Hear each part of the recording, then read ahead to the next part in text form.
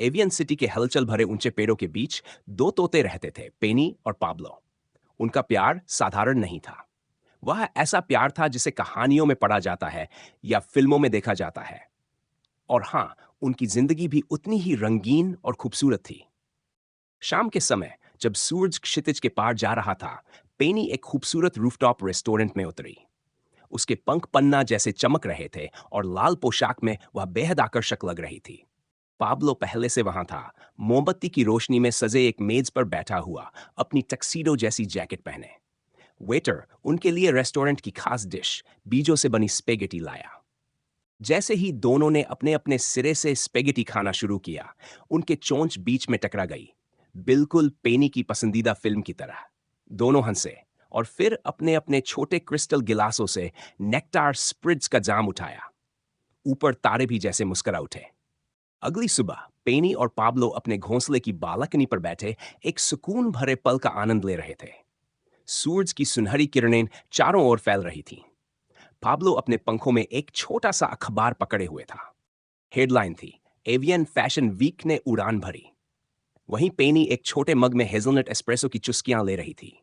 दोनों चुप थे, पर सब कुछ कह दिया गया था। अखबार की सरसराहट, नीचे शहर की चहचहाहट और वो शांत खामोशी। दोपहर में दोनों एक मॉल की ओर निकल पड़े। पाब्लो हमेशा की तरह सब्र वाला प्रेमी था, ढेर सारी शॉपिंग बैग संभाले हुए, जबकि पेनी हर दुकान की ओर उत्साह से भाग रही थी। उफ, वो हैट देखो, पेनी चिल्लाई, एक बुटीक की खिड़की की ओर इशारा करते हुए जहां एक चमचमाता मुकुट जैसा टोपी प्रदर्शित था। पाब्लो मुस्कुराया, उसके पंख हल्के से फड़फड़ाए। तुम्हारे लिए कुछ भी, मेरी जान। शाम तक उन्होंने अपने लिए मैचिंग स्कार्फ और आरामदायक पर्च बूट्स ले लिए, क्योंकि प्यार में मैचिंग आउटफिट से बेहतर क्या हो सकता है। कुछ दिनों बाद दोनों निकल पड़े एक लंबी सड़क यात्रा पर।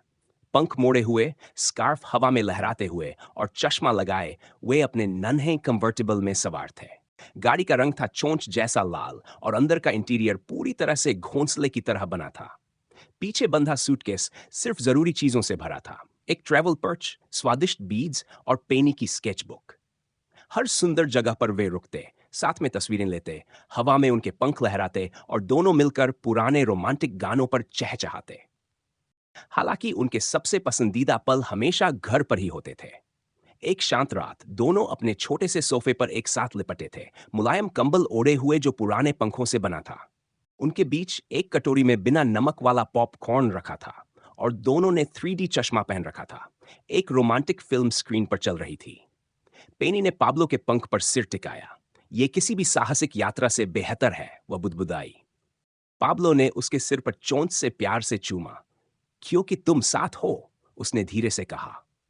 और इस तरह ये तोतों का सुपर कपल पेनी और पाब्लो अपने जीवन में प्यार, स्टाइल और मुस्कुराहटों के साथ उड़ता रहा, हमेशा एक दूसरे के दिल में बसे हुए।